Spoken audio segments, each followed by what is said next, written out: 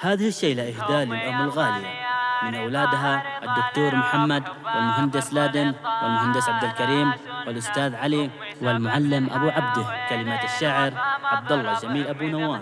أداء وألحان بشار بن بريح. تسجيلات استوديو السرور الفني.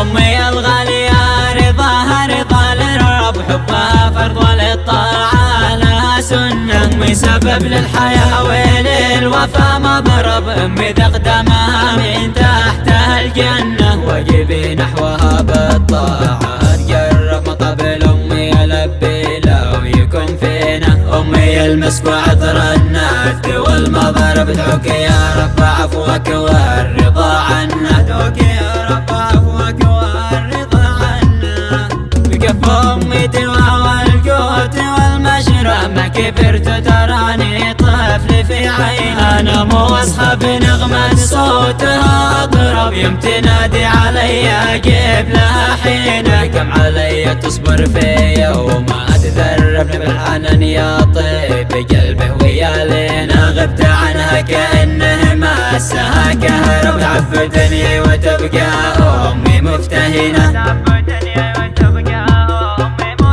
للظرف سافرت أيام غبت أتغرب، غيب عنها وتعمل لي 100 رنة. غير أمي حياتي كلها تخرب، تعذب الروح والقلب أتعب حزنه. أذكر أمي ودمع العين يتسرب، رحمة الله عليك يا أعظم إنسان. أنت وطن وأنت الدين والمحرم، منك تعلمت انهدم الوطن سجنه.